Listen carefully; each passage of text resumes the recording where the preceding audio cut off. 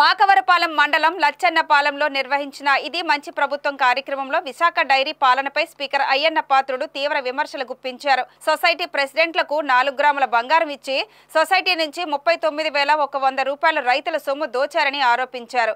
సొసైటీల సొమ్ముతో షీలానగర్లో ఆసుపత్రి ఏర్పాటు చేసి రైతులకు కేవలం నామమాత్రపు చికిత్సలు అందిస్తున్నారని విమర్శించారు.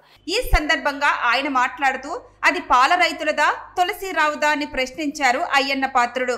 ఈ వ్యవహారంపై రైతులు ముందుకు రావాలని, అవసరమైతే విశాఖ డైరీ చైర్మన్ ను మారుస్తామని స్పష్టం చేశారు. కష్టపడి పాలు పోసే రైతులను మోసం చేయడం అన్యాయం అంటూ రైతుల డబ్బులను దోచేస్తున్నారని ఆరోపణలు చేశారు.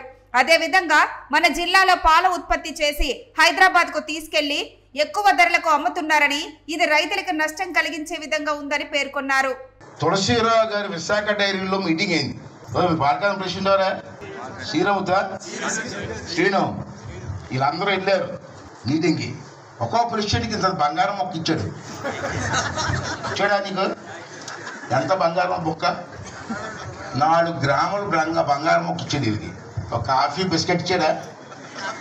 కాఫీ బిస్కెట్ ఇచ్చి వెళ్ళిపోయే ముందు ఎంత మొక్క? ఎన్ని గ్రాములు? 4 గ్రాములు బంగారం మొక్క చేతిని పెట్టి సొసైటీలో మీ పాల సొసైటీ ఉంది కదా, ఈ సొసైటీ ఆ బంగారానికి డబ్బులు పొందుకున్నారు. 39,100 బంగారం ఇచ్చినందుకు డబ్బులు పొందుకున్నారు మీ సొసైటీ నుంచి. ఆ డబ్బులు ఎవరై? రైతుని కదా. రైతుల డబ్బుతో నువ్వు బంగారం ఇవ్వడానికి ధన్యం కదండి. బంగారం మొక్క ఇస్తే ఏదో ప్రెజెంటేషన్ ఇచ్చి గుర్తించినప్పుడు వీళ్ళు ఇంటికి వచ్చినంటే 39,100 చెక్కి పంపమన్నారు. తెలిసిందా బావా? తెలీదా? అలాంటివి తెలియదు నీకు, అలాంటివి తెలియదులే నీకు. 39,100 రూపాయలు మీ రైతుల తాలూకు సొమ్ము పంపిస్తావా? పంపిస్తా.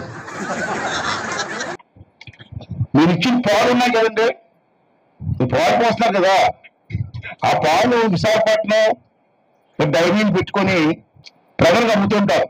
ఈ క్లింటాలు ఏంటంటే ఇక్కడ తక్కువ రేటు, విశాఖపట్నం జిల్లాలో తక్కువ రేటు వస్తుంది.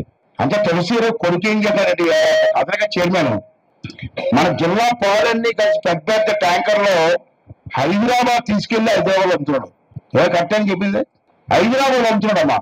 ఎందుకు అమ్ముతున్నారని చెప్పి ఎంక్వైరీ చేశారు. మనకంటే హైదరాబాద్ పాలు ఎక్కువ రేటు.